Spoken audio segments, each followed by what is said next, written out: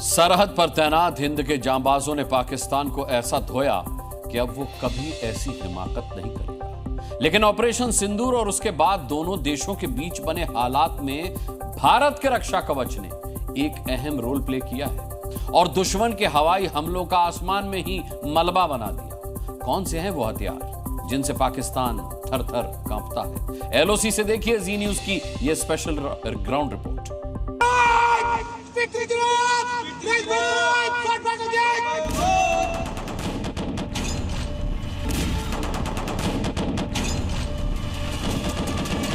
गोलियां उन्होंने चलाई थी और धमाका हमने किया।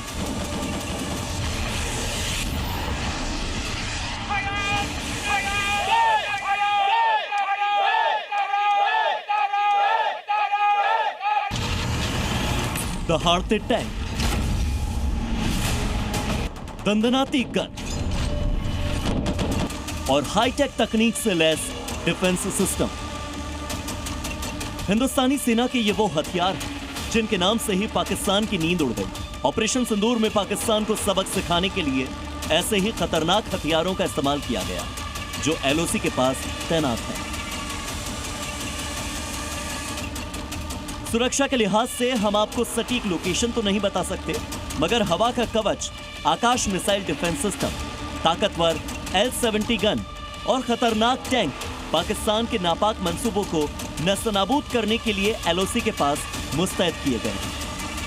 मीडिया की टीम जो है वो उन इलाकों में जाएगी, उन लोकेशंस को आपको बताएगी जहां से इस पूरे ऑपरेशन को किया गया और कितनी बहादुरी से और किन किन वेपन्स का इस्तेमाल यहां किया गया, वो आपको तस्वीरें आज हम इस ऑपरेशन सिंदूर के इस स्पेशल सेगमेंट में आपको बताएंगे।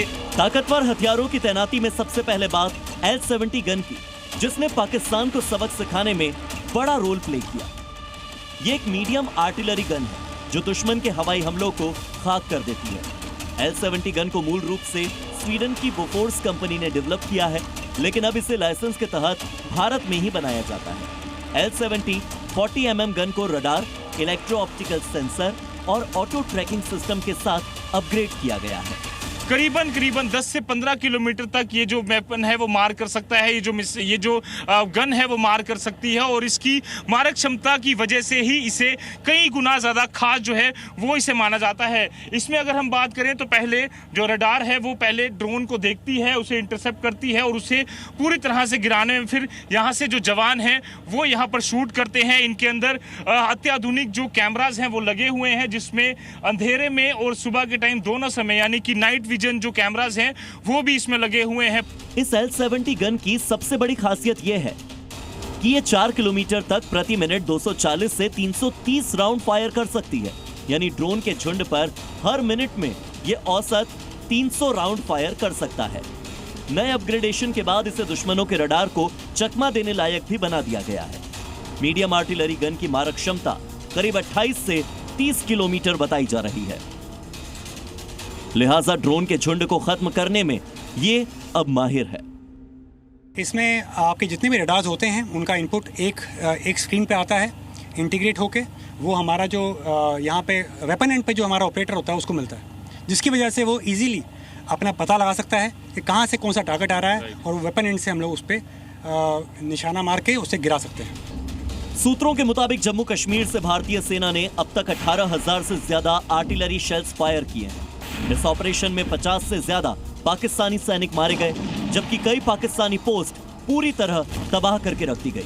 लेकिन सेना का कहना है कि ये तो बस ट्रेलर है। पाकिस्तान खुद कभी भी दुस्साहस नहीं करेगा और यदि उसने आतंकवादियों का दोबारा सहारा लिया तो उसका अवश्य ही नाश होगा। याद रहे कि ऑपरेशन सिंदूर केवल स्थगित किया गया है, खत्म नहीं हुआ, उसका विकराल रूप अभी बाकी है। अब जरा इस टैंक को देखिए जो पाकिस्तान की छाती पर जख्म देने का मादा रखता है। ऑपरेशन सिंदूर के दौरान ये टैंक पाकिस्तानी आर्मी के बंकर और अहम रणनीतिक ठिकानों को तबाह कर अपनी ताकत दिखा चुका है। टैंक जो है इसकी अभी तक कैमोफ्लेजिंग नहीं उतारी गई है। इसमें ये पत्ते और तमाम तरीके की चीज़ें इसलिए लगाई जाती है कि ऊपर से अगर कोई ड्रोन सर्वेलेंस करने आ रहा है तो वो ये टैंक को ना देख पाए। और यही स्टेल्थ और यही ताकत जो एक्सरसाइज के दौरान हमारे भारतीय सैनिक करते हैं, उसी के वजह से पाकिस्तान को इन्होंने मुंहतोड़ जवाब दिया। ना केवल मुंहतोड़ जवाब दिया, पाकिस्तान को उनके घुटने पे ले आए। भारतीय फौज छेड़ने वालों को छोड़ती नहीं। India has an adequate arsenal of weapons to take on Pakistan right across its depth. So we are absolutely capable from our borders or even in depth where we can take on the entire Pakistan. And the GHQ can move from Rawalpindi to KPK or wherever they want to move, but they are all within range.